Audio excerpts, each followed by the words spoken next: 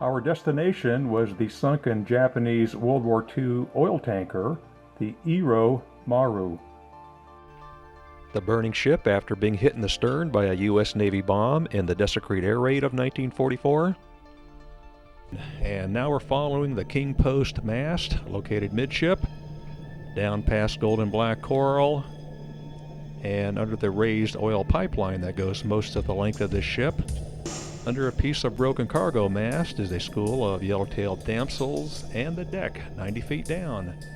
Lots of golden-colored black coral as we follow rich towards the stern. We're following the raised oil pipeline bridge, now encrusted in coral, along the port side. These are the remnants of what might have been a small oil pumping station. An 8-banded butterfly fish escorts us along. Now the bombed and burned out room at the front of the raised engine island. The Iro is 470 feet long, 58 feet wide, with a 26-foot draft and a gross tonnage of 14,050 tons. For defense, it had two 80mm HA deck guns and four 13.2mm AA guns. Down to Rich, Brian, and Joseph below me. Hey, watch out for that silt. Here's a pair of 6-banded angelfish. A school of brassy trevally or jacks swim in from the deep, chuck us out, and then leave. This is the cross-braced aft mast used in loading and unloading oil. Back down to the oil pipeline. Seems like just about everything on this wreck is covered in coral. A Pacific double saddle butterfly fish swims in. Some of the oil pipes are starting to show through. Some plate coral.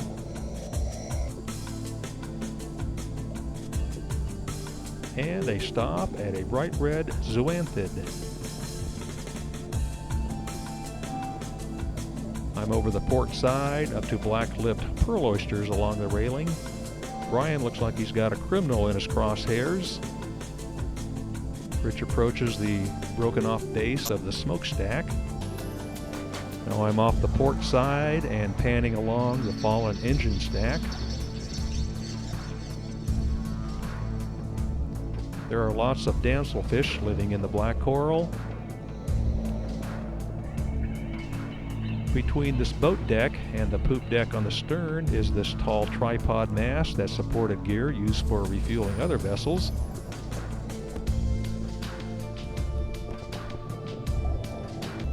Now we're at 88 feet with 10 minutes of dive time. Missing teak decking reveal their supports. And up towards the stern gun.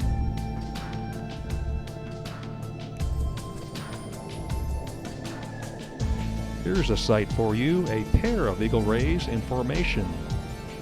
Rich was especially interested in the cream-colored one. This is the aft 80mm HA deck gun and is mounted on the poop deck at the stern. This is the 25-foot long, 5.51-inch barrel. Up to Joseph. The gun is pointing at the stern. A fallen gas mask. Over to a World War II Japanese beer bottle. We turn toward the bow and will swim through the stern engine room island. There are cabins on either side of this corridor. Below us is the engine room holding twin VTE reciprocating engines producing 5,500 horsepower and linked to a single propeller. Now to a room on the right. It has twin portholes. Brian's behind me. Orange line cardinalfish prefer dark areas such as this. Up fallen cables in a cabin on the left. Don't think we can go in here. Back up the corridor to more cardinalfish. And I'm out. Now I'm swimming along the starboard side, and I look over to the left, and I see an open door over the engine area. I decided to go inside, and the interior has been rearranged by a U.S. Navy 1,000-pounder, and there's lots of damage. This is the area burning in the photo at the beginning of this dive. These are the portholes facing forward.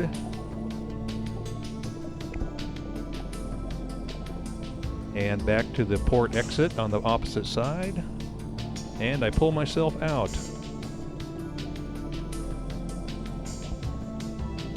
I see the gang looking down into one of the 4 oil storage tanks.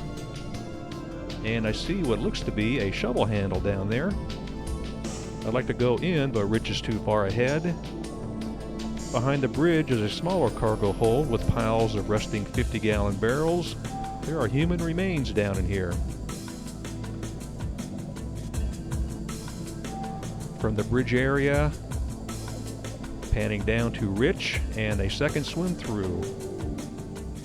We trade places, and it's Joseph's turn to go up front.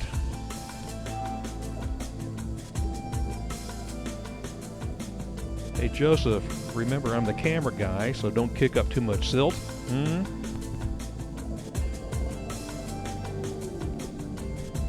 He's doing a fine job. On either side of this corridor are the officers and crew cabins. There's still wiring hanging from the ceiling. The right side cabin is a tangle of fallen cables. And over to the left, much the same.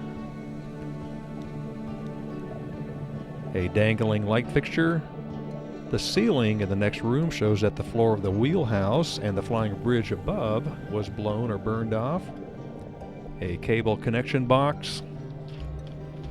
Over to the left is a much larger room. It's got rear-facing windows. The wooden walls are missing, portholes facing forward. From the corridor back into another door and into the same room. And it's time for me to swim out.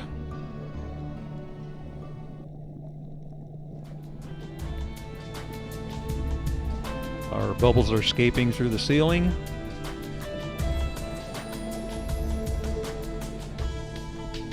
Patrick emerging.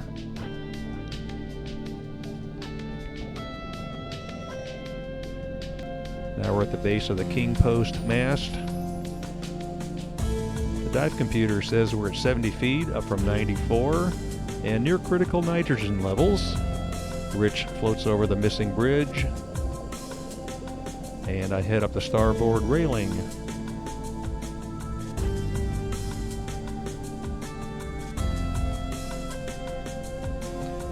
Now I swim over brain, mushroom, plate, and other coral growth.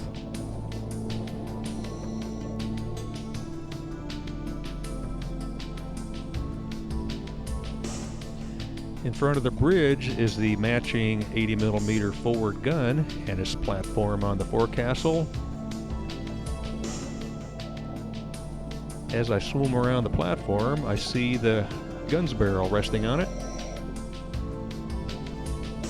Now I'm over the forecastle deck area and heading towards the bow.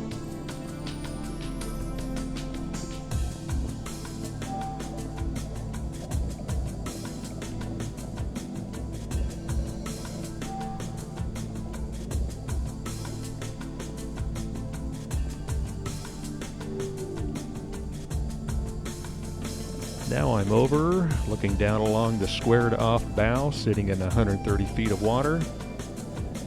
I swim out a way and look back at the starboard side, and then over to the port, and down at the rich marine growth growing on the hull. Check out the cloud of spawning coral as I head back down the port side. It looks like the coral's on fire.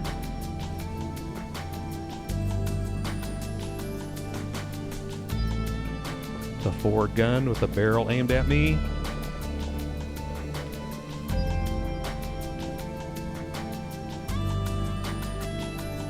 Down to the open polyps of a sun mushroom. Tons of Tracy's damsels swimming around. Another 8-banded butterfly fish. The forward gun from the bridge area.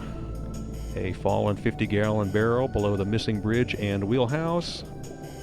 Over to the pipe bridge. And from out of the deep blue depths comes another eagle ray. It swims in front of the kingpost mast. Around me over the bridge area.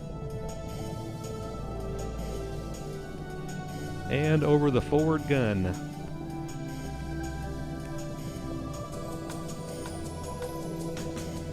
Now from the bridge area over to the kingpost. And as usual, I'm the last diver down.